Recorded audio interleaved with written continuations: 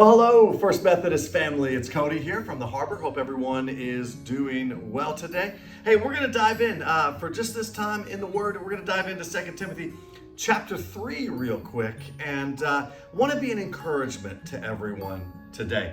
In chapter 3, Paul's writing to the young Timothy, who's a young pastor, and he says, "Know this, hard times will come in the last days."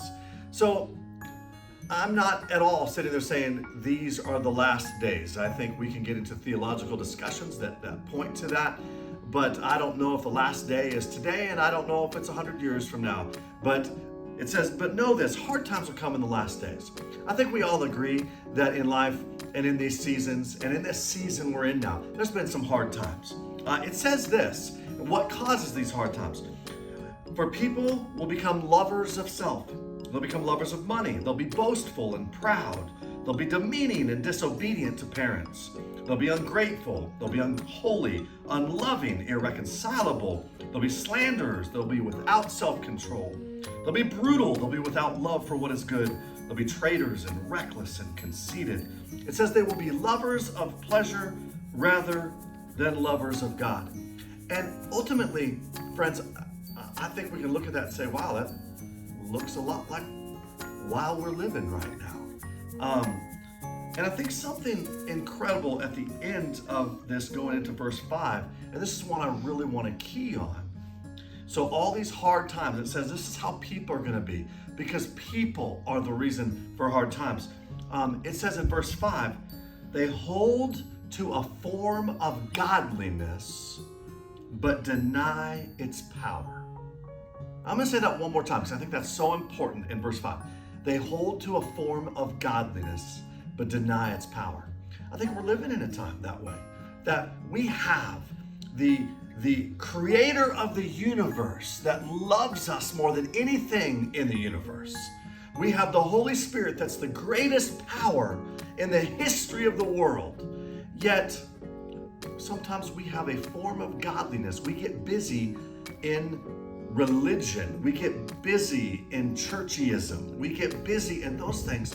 But the real power to let God transform our lives and then be used by God through the presence and power of the Holy Spirit to transform and love and just serve others. We have this form of godliness. We can do it. We can stand up and sit down in church and sing the songs.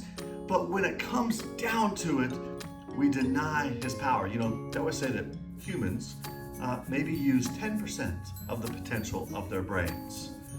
I think a lot of times we use 10% of the potential of the power and presence of God.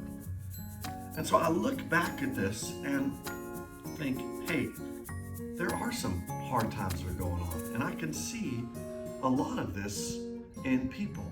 So I think one thing that we can learn from this, to make sure that we know we are living for Christ in power, is to look, and I'm going to encourage you, read this verse out of 2 Timothy chapter 3, but look at all those describers of what people will be and strive to be the absolute opposite of it. If it says lovers of self, we're going to be selfless. If it's going to be lovers of money, we're going to be generous.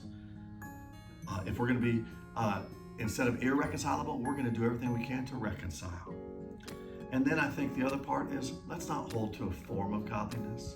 Let's live in that absolute godliness that comes by searching after him so that we don't deny his ultimate power. So friends, we have a lot that we can grow in, but here's a perfect guide right now to make life, no matter what's going on around us, to make life even triumph in those difficult times. Be blessed. See you soon.